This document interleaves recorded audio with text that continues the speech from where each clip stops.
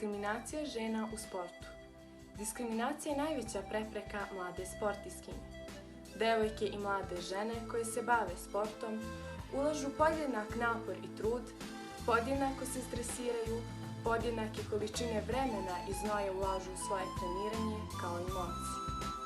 Ipak, njihov položaj kao položaj odraslih žena, bilo da su rekreativke ili se sportom bave profesionalno, kompleksna je tema koja obuhvata elemente diskriminacije, podcijenjenosti, nedovoljne institucionalne podrške, nedovoljnih novčanih ulaganja u njih, ali i nedostatak podrške i motivacije okruženja u kome odrastaju i sazrevaju kao sportistkinje.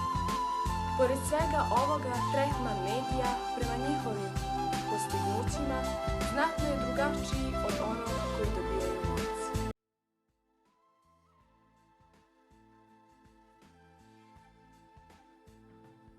Mišljenje da žene nisu sposobne kao muškarci. Čak se misli da imamo manje mozga, da nismo pametne kao oni i oni nas zbog toga diskriminišu. Profesorka, kako ste vi uspjeli u svojim snovima, ostvarili svoje snove, postigli tolike uspjehe, iako je malo toliko diskriminacije i stereotipa između muškaraca i žena? Sve se dešava zbog nekog razloga. Mi nismo generacija, nismo još u veku u kome ljudi i nekog prihvataju i u kome nema diskriminacije između muškaraca i žena. Ja ne okrećem svoj svet i svoje ciljeve zbog nečeg što će neko reći.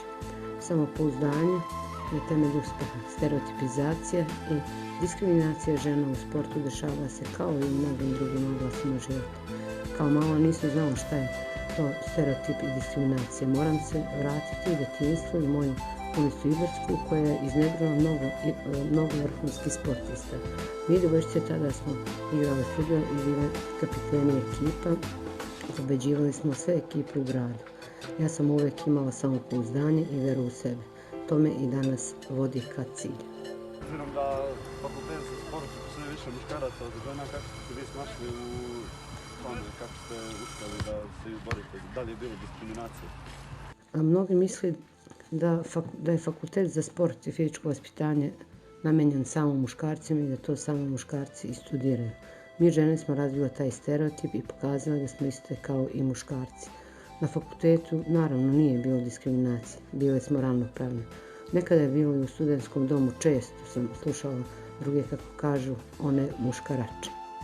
Kada se takmičite skijate od vaše 5. godine, da li ste imali predrasuda tokom takmičenja? Skijanje i planine su moj život uvek bio. Paralelno sa skijanjem ja sam trenirala judo i bila jedna od ukupno 50 muškaraca jedina devojčica. U skijanju je bilo više muškaraca nego žena. Retko sam se susretala sa stereotipima i diskriminacijom.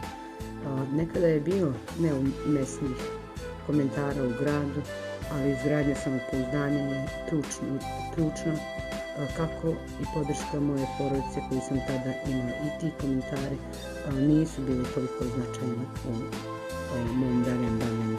Međutim, kao patrijarhalna sredina ima mnogo predrasuda o ženama koje se bave sportom.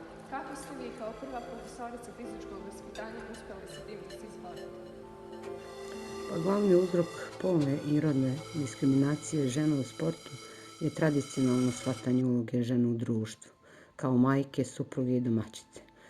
Nepovoljnim položajem žena u sportu doprinose naravno i medije. Medije često podržavaju rodnu ideologiju koja je idealno tlo za diskriminatornu praksu. Patrijarhalni nominativ nije zaobišao ni sport, a ni moju sredinu. Moji prijatelji znaju da sam ja sportista u duši. Bilo je komentara da sam muškobanjasta i muškarač. Žena čija filozofija, snaga, način, odevanje i ponašanje izlazi iz okvira tradicionalnog poimanja ženstvenosti. Često postaje i žrtva diskriminacije ili produkt sporta u svetu koji je nedvosmisleno binarno podeljen i zasnovan na rodnim stereotipima. Većina trenera kaže da ih je planina i sport uopšte promenila. Da li smatrate da je i vas promenila? Pre samo 3 veka penjanje na planinu smatralo bi se bliskim ludosti. Vrhovi su bili mesto opasnosti, a ne lepota. U svoje 5. godine skijam i takmičim. Tako da sam skijanje i takmičenje želela da u proleće, leto i jesen provedem na planini, tako da sam i zamenila planinarskim cipelama. Planina nam pokazuje čarobnu snagu, njihovu tajnu moć, oblikuje naše živote i naše snove. Ispijanje kafe i svoje slobodno vreme zamenila sam hodanjem po planinama, počev od crnogorskih Prokletija, makedonskih planina, bosanskih vrhova, vrhova Balkana, Erdžijasa u Turskoj i naravno kruna ovog mog planinara bila je Aconcagua. Planina hrani dušu. Planina nam pokazuje čarobnu snagu visokih mesta i njihovu tajnu moć oblikovanja naših života i naših snova. Ove godine ste bili član ekspedicije koja se popela na Aconcagua, koja je posle Himalaja najveća planina na svijetu. Kakvi su vaše iskustva? Ljudi se penju na planinu iz najrazličitih razloga i tako ostvaruju najrazličitije ciljeve. Neko pobeđuje svoje strahove, neko pronalazi iskušenje, neko ne doživljava planinu na isti način, kao što se ni planina ne odnosi isto prema svakom. Čak i onaj koji nikada ne napušta toplu sobu i odrnu ortopedu mora priznati da postoji nešto vrlo romantično u savladavanju stenovitih litica i vrhova oblikovečenih ledom i snegom. Često se dešava da planinari odu na neke visoke planine, pa onda filozofiraju kako ih je planina promenila. Mene planina nije promenila. Onda kada mi napravimo prvi korak, tada će nastati i naše promjene. Moji odlasci na planine daju mi malo više hrabrosti, samopouzdanja, da uradim neke stvari za koje možda ne bi imao hrabrosti pre toga. Planinarstvo je vaš uspeh. Poslednjih godina se bavite planinarstvom. Kako je vaše iskustvo i kako postižete sve? Na planini se čovjek vraća svojoj iskonskoj prirodi, tragača za novim granicama i vidicima. Planine su prostor slobode i imala sam čast da budem deo planinarske ekspedicije koja se uputila put Južne Amerike, Argentine, koja je imala za cilj da popne vrh Aconcagua 6962 metra. Pomisao na Aconcagua stvara mi sliku kondora i ona jeste mesto gde kondori savijaju svoja krila. Bazni kamp gde smo proveli noć nosi naziv Nido de Condores. Imala sam čast da prvi izlazak iz šatora i jutarnji pogled da ide ka pogledu gde kondori zaista savijaju svoja krila. Aconcagua ili kameni stražar meni je bio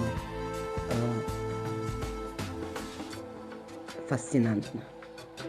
Meni je bila i bitna ta mentalna priprema. Ekspedicija je trajala 22 dana, delili smo šator sa 18 osoba iz celog sveta. Boraviti 22 dana sa ljudima, upoznati različitu kulturu, osobe, nema cenu. Proces penjanja od jednog do drugog baznog kampa je zaista težak, dugotrajan, mukotrpan i iscrpljujući.